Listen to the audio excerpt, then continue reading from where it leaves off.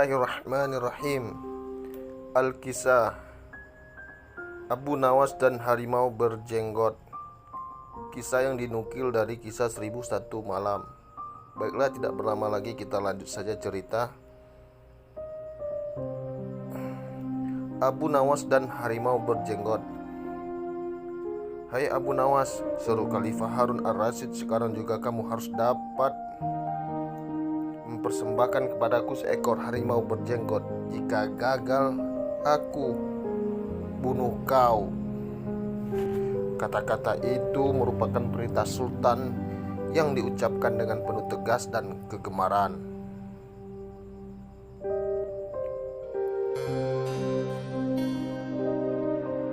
Dari bentuk mulutnya ketika mengucapkan kalimat itu, jelas betapa sultan menaruh dendam kesumat kepada Abu Nawas yang telah berkali-kali mempermainkan dirinya dengan cara-cara yang sangat kurang ajar.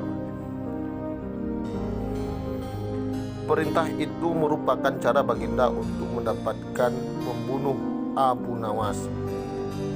Ya tuanku sealam, jawab Abu Nawas, semua perintah Paduka akan hamba laksanakan.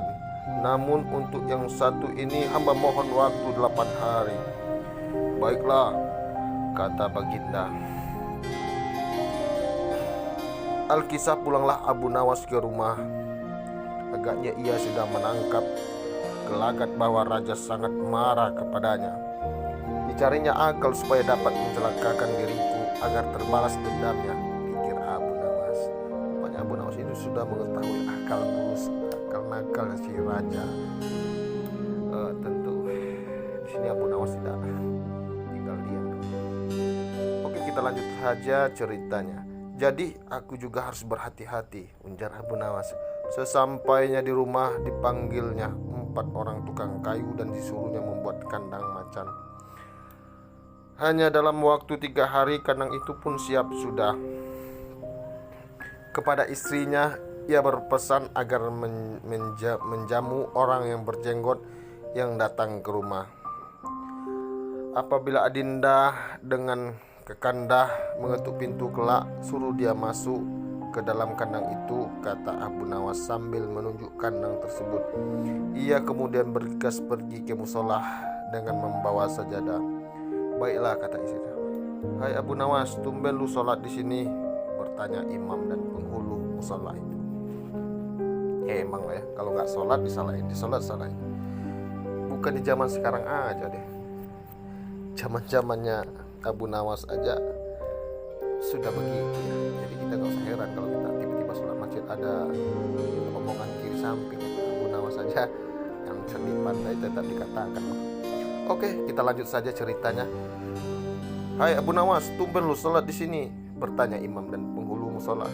Sebenarnya saya mau menceritakan hal ini kepada orang lain, tapi kalau tidak kepada tuan penghulu, kepada siapa lagi saya mengadu?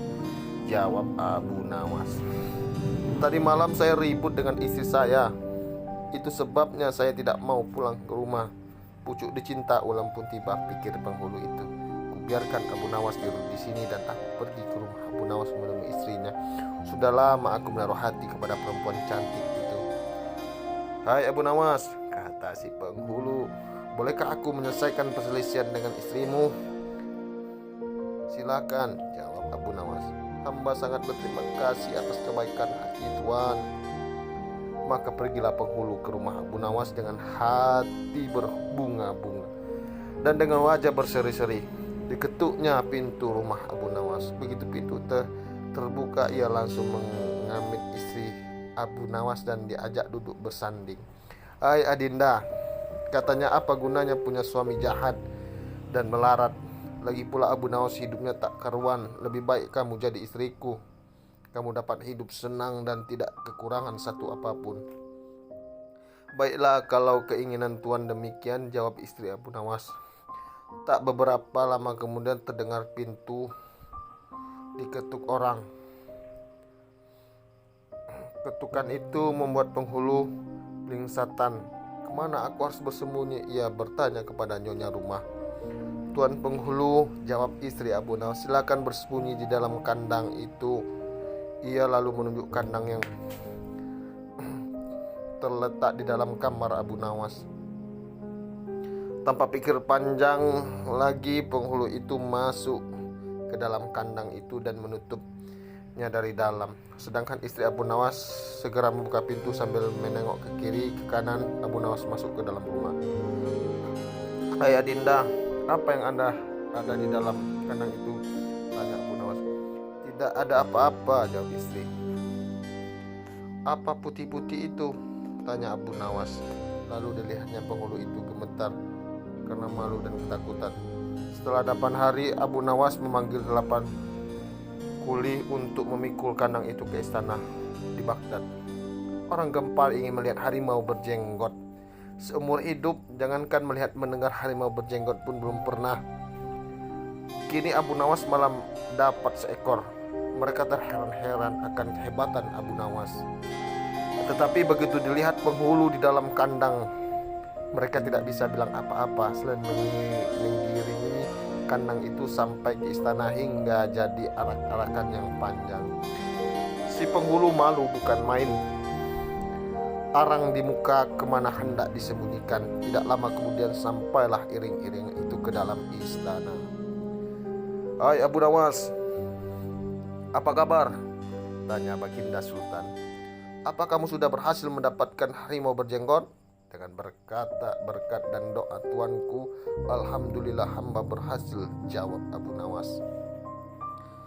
Maka dibawalah kandang itu ke depan Baginda. Ketika Baginda hendak melihat harimau tersebut, si penghulu memalingkan mukanya ke arah lain dengan muka merah padam karena malu, akan tetapi kemanapun ia menoleh, ke situ pula Baginda melototkan matanya.